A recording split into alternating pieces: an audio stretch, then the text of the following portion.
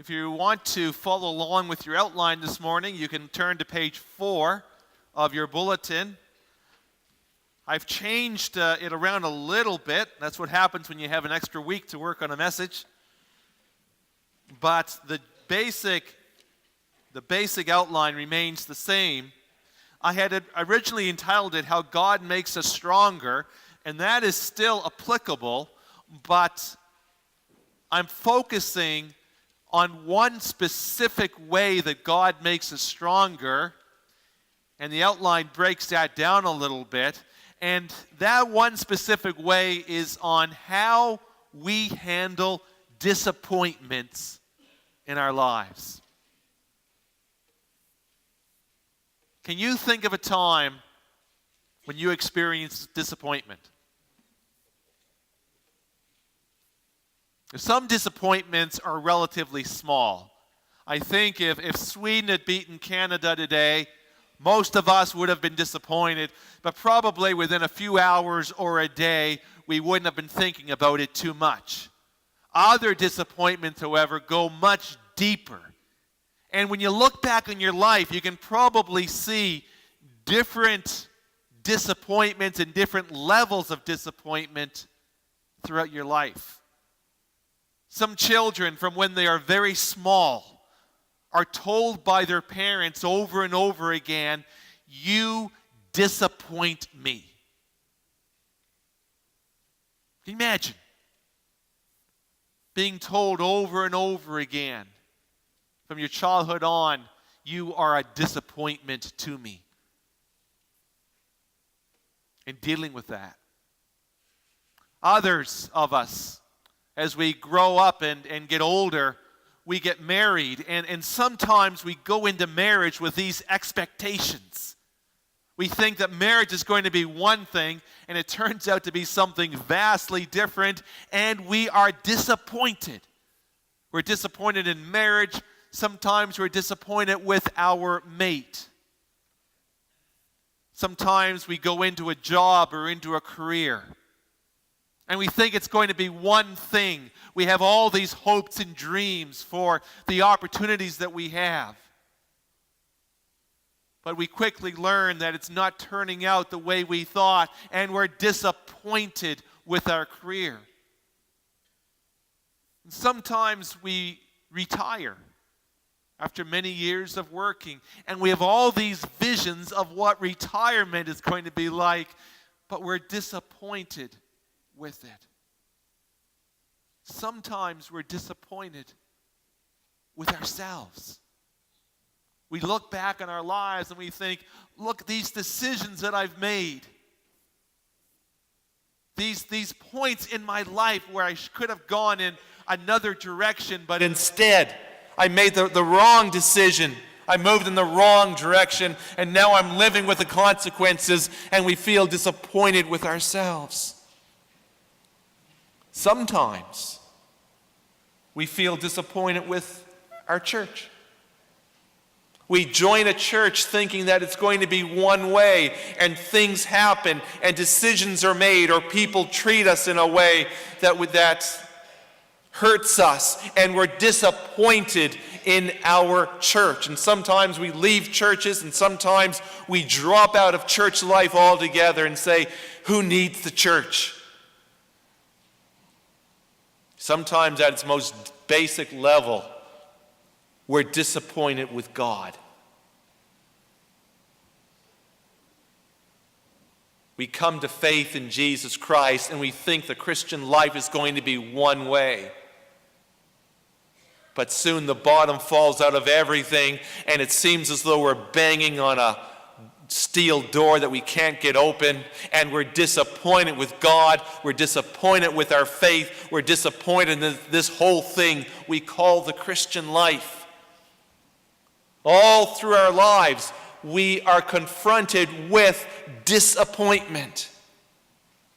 And one of the key touchstones that will determine where you go in life and how you mature emotionally and spiritually is how you handle disappointment. what you do with the disappointments in your life. And I want you to think right now about a time when you experienced a deep disappointment. And think about how you responded to that. How did you react to that? While you're thinking about that, I'm going to ask Spencer Mason to come forward. And I've asked him to speak just for a couple of moments about a disappointment in his life and how he reacted to it. And while he's talking, I want you to think about a time in your own life when you experienced disappointment. I've had multiple times in my life where I've been disappointed, but when Pastor Richard asked me to share this morning, one in particular time in my life that really impacted me greatly was when I was 12 years old and my parents were divorced. And at the time, I did not handle that very well at all. And in fact, what happened after that, myself and my mother and my sister left, and my father was no longer in my life for a little while. And I did not handle this disappointment of my life not going the way I thought it would very well. And I took a bad turn for the worse, and ended up in drug addiction, ended up just in complete rebellion for years. But later on in life, after I became a Christian and God started to teach me and to work in my life, I quickly started to take that disappointment that had happened years ago and make it into something better. And through that disappointment, God taught me two very important things. And the first thing that he taught me was the importance of marriage. And you think a lot in a situation like that, in a disappointment like that, that you all of a sudden, instead of thinking marriage is important, you think that's what happens in marriage. There's divorce, that's life, that's what happens, and you move on. But God really taught me that marriage is very important because of what I had gone through and because I had saw the negative effect of it. But not just that, but also the second thing is that God showed me that the importance of a male role model in a person's life, in a father-son relationship, or even a father-daughter relationship, and the importance of that. So, as I said, through that disappointment, although initially I did not handle it well, later on in life, God really showed me, and the things that I learned from it are very important things that I've learned in life. So, thank you. When I asked Spencer to speak, he said he had so many possibilities to choose from. He wasn't sure which disappointment to pick. But talking about his parents' divorce and responding to it poorly, but then later on, as he became a believer, responding to it differently. How have you responded to disappointments in your own life, on whatever level it's at? As we answer that question, as you answer that question, we're going to look at Genesis chapter 40, the story of Joseph when he's in prison. Remember, a few weeks ago, we looked at the story of Joseph when he was working for Potiphar, the captain of Pharaoh's bodyguard. And he had done an amazing job for him, but Potiphar's wife had tried to seduce him, and when he wouldn't be seduced, she accused him of rape, and he was thrown into the king's dungeon. And that's where the story starts up. We don't know how long Joseph was in prison for. We know it was well over 2 years, but it could have been 3 years, it could have been 7 or 8 years, we don't know. But we know it was an extended period of time. And can you imagine the disappointment that Joseph must have felt? He may have thought, even though he had done nothing wrong, he may have thought to himself, could I have handled things differently? Was there another way to respond? Why was I in the house that day? Why didn't I do a better job of avoiding her? Maybe I'm to blame for this, or maybe he blamed God for it. And saying, I've been trusting in God, I've been trying to live a good life, I've been trying to do what he wants me to. How have I ended up with this mess? It's all God's fault. Or he could have blamed his brothers. They're the ones who sold him into slavery in the first place. It would have been so easy for Joseph to sink down into anger, bitterness, cynicism, rage. It would have been so easy for these emotions to consume him. But he responded very differently. And again, he teaches us a lesson on how you and I can handle the disappointments in life. And it is how we handle them, as I said earlier, that will determine largely how we grow emotionally and how we grow spiritually. So let's look at the story and at your outlines. First point I want you to notice is that rather than sinking down into bitterness and anger, he reached out to others. He responded by serving those in need. This is how the story begins in Genesis 40. Sometime later, the cupbearer and the baker of the king of Egypt offended their master, the king of Egypt. Pharaoh was angry with his two officials, the chief cupbearer and the chief baker, and put them in custody in the house of the captain of the guard in the same prison where Joseph was confined. So what happened here? Scholars don't know, it doesn't tell us in Genesis, but they speculate that there may have been a plot afoot to poison Pharaoh. And that plot may have come to life, but they may not have known where it originated from. But the most likely source would be the cupbearer or those under him, or the baker or those under him. And so while the investigation went on, Pharaoh may have threw them into prison. Now we don't know that's what happened, but it makes a lot of sense.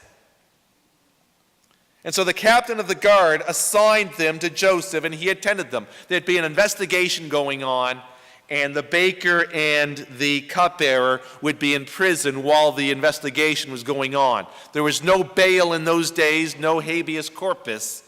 They were at the mercy of the king. Now, after they had been in custody for some time, each of the two men, the cupbearer and the baker of the king of Egypt, who were being held in prison, had a dream the same night, and each dream had a meaning of its own. When Joseph came to them the next morning, he saw that they were dejected, so he asked Pharaoh's officials who were in custody with him in his master's house, "Why are your faces so sad today?" What's Joseph doing there? He's reaching out to them. Now again, it would have been so easy for him to become caught up in his own emotions, his depression, his anger, his bitterness, his cynicism. He could have said, "I don't care about them," especially because they were Egyptians. And it was an Egyptian who had enslaved him. It was an Egyptian who had thrown him into the dungeon in the first place. He could have said, "I don't care what happens to them. I don't care about their dreams." But instead, he focuses on reaching out to them. And one of the best ways that you and I can handle disappointment in our lives is by reaching out to others in service to them. And Joseph says to them, "Why are your faces so sad today? I want to help you," he says. And so in verse 8 they respond, "We both had dreams," they answered, "but there is no one to interpret them." And then there's a remarkable statement here. And this is the second point I want you to note. Then Joseph said to them, "Do not interpretations belong to God? Tell me your dreams." It would have been so easy. It would have been so easy for Joseph to think that God had forsaken him. For him to think that either God was disappointed in him or for him to feel disappointment with God. His whole life that had started out with so much promise, the favorite son of a wealthy man, now sitting in the worst dungeon you can imagine. It would have been so easy for him to say, I've had it with God, I've had it with him, I've had it with religion, I've had it with my relationship with him, it's over, we're through. But instead, he shows a remarkable trust in God.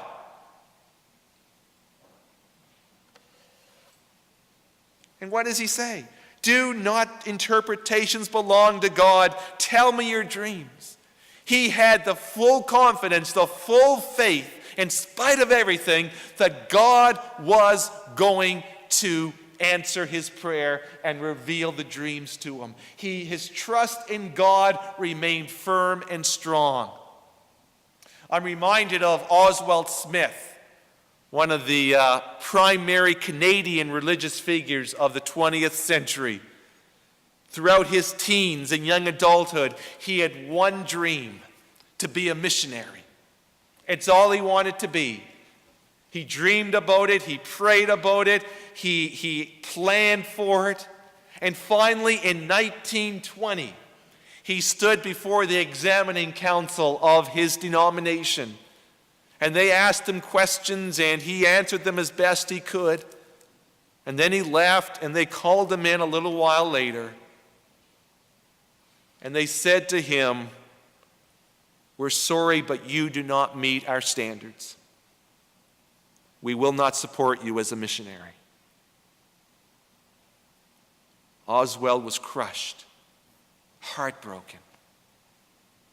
How easy it would have been for him to just melt into self-incrimination and anger and bitterness. But instead, he went into prayer. And God gave him a new vision. And he came out and he said, you know what? If I cannot be a missionary, I'm going to be a pastor of a missionary church. And he founded the People's Church in Toronto, which in his day sent out more missionaries to the mission field than any other church in Canada. He had taken this devastating disappointment and he had turned it into something amazing for the kingdom of God. It's all built on trust. And the question that each one of us has to answer is, am I going to let these disappointments in life poison my relationship with God, or am I going to use those opportunities to deepen my faith in God? Which direction am I going to go in?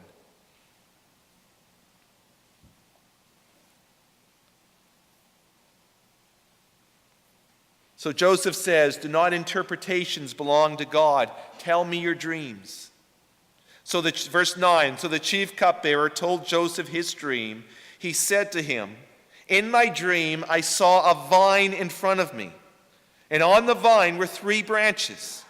As soon as it budded, it blossomed, and its clusters ripened into grapes. Pharaoh's cup was in my hand, and I took the grapes, squeezed them into Pharaoh's cup, and put the cup in his hand. This is what it means, Joseph said to him. The 3 branches are 3 days. Within 3 days, Pharaoh will lift up your head and restore you to your position. And you will put Pharaoh's cup in his hand, just as you used to do when you were his cupbearer. And then we move into the third point here. And the third way that Joseph deals with disappointment: first, he reaches out to others. Number 2, he does not allow his faith and trust in God to waver. And number 3, he accepts his lot with deep humility. Remember what Joseph was like when he was a teenager. He was arrogant. He was conceited. He was full of himself. I mean, he was the favorite son of a wealthy man. It was clear to everyone that Joseph was the golden boy. His father put him in charge of all the other brothers in the family, even though they were all older. He made a beautiful embroidered, multicolored robe and put it on him. And when Joseph had dreams that seemed to indicate that he was going to take precedence in his family, rather than keeping those dreams to himself, which a humble person might have done, he blasts it around the neighborhood, thus increasing the resentment of his brothers towards him. I mean, he was arrogant. He was full of himself. But all these years that he has spent in prison has changed him. Prison will do that to you. It's turned him into a humble man. Listen to what he says. He's just told the cupbearer that he's going to be restored to his position. But notice what he says now. There's not a hint of arrogance here. He says, when all goes well with you, remember me and show me kindness. Mention me to Pharaoh and get me out of this prison. He's humbly asking him, it's going to go well with you. Please don't forget me. Remember me.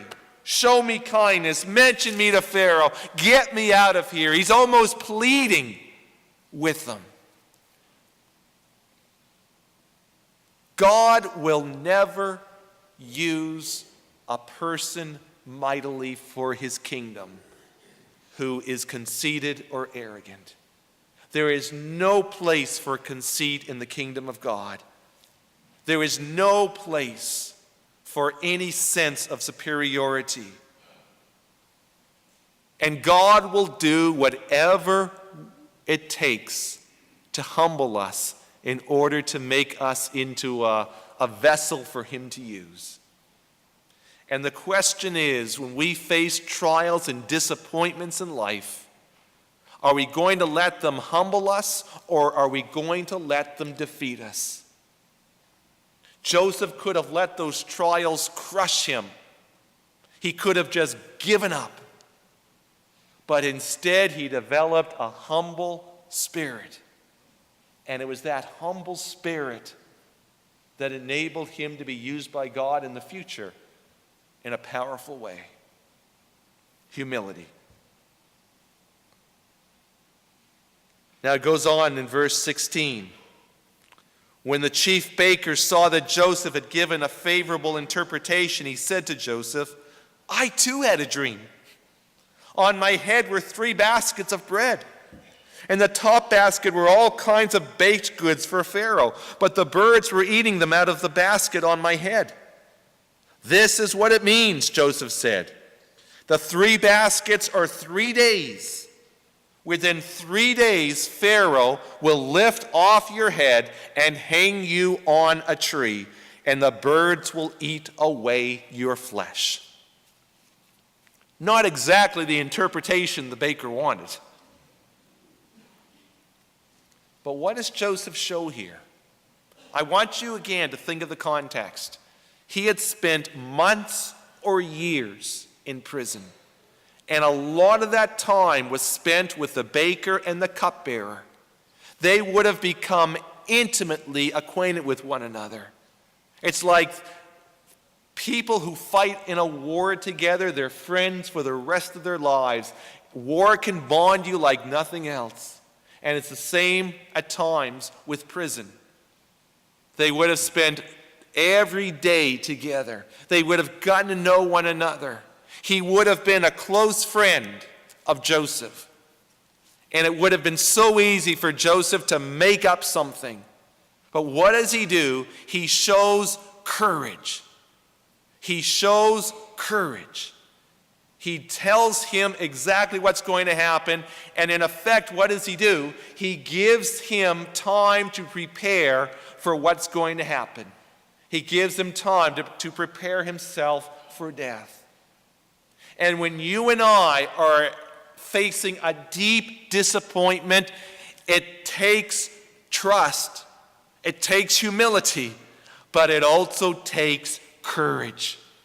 It takes the courage to stand up and say, I am going to hold on to God. I'm going to hold on to my faith. I'm going to hold on to my integrity no matter what happens. It takes courage. And that courage comes from God.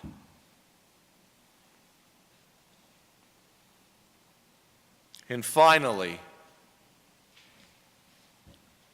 the last quality that Joseph displayed in his life, I want to point out to you this morning, is really central to everything else, because it's this one out of which everyone else grows. Every other quality springs from this one, and this one is forgiveness. You'll never grow emotionally, you'll never grow spiritually until you adopt a spirit of forgiveness. Look what happens here. He's just prophesied to the baker that he's going to die. And then in verse 20 it says, "Now the third day was Pharaoh's birthday, and he gave a feast for all his officials. He lifted up the heads of the chief cupbearer and the chief baker in the presence of his officials. He restored the chief cupbearer to his position so that he once again put the cup into Pharaoh's hand. But he hanged the chief baker just as Joseph had said to them in his interpretation." And what I want to focus on is verse 23. "The chief cupbearer, however, did not remember Joseph. He forgot him." And then the very first part of the next chapter, it says, "When 2 full years had passed." Now think again about Joseph's life. Do you realize that every single person who betrayed him and disappointed him were those who were closest to him? Who were the ones who sold him into slavery in the first place? His brothers. His flesh and blood. And then after working for years in the house of Potiphar And giving him his heart and his soul, his master's wife accuses him of rape, and Potiphar throws him into prison. And then after spending months or years with the cupbearer and the baker, he tells the cupbearer, "You're going to get out, things are looking up for you, but please remember me." And as soon as the cupbearer gets out, he forsakes him. He completely forgets about him, and 2 years passes by. Every person who disappointed Joseph was in an intimate relationship with him. And so often in your life, those who disappoint you most deeply are going to be those who are closest to you. And the key question that you are going to have to answer is, am I going to respond with bitterness and anger and vindictiveness, or am I going to respond with forgiveness? And that will determine where you go emotionally in your life, and it will determine where you go spiritually.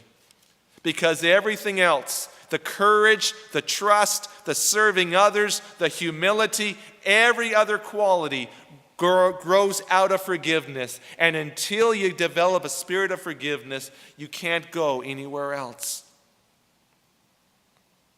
Now, forgiveness is, you've heard me say this many times, forgiveness is not always an event. Oftentimes, especially with a deep hurt, it is a journey. It's a process. It has to happen sometimes over and over and over again. And for some reason, it's particularly difficult to forgive people when we've trusted them, when we've been in an intimate relationship with them, when we've been close to them.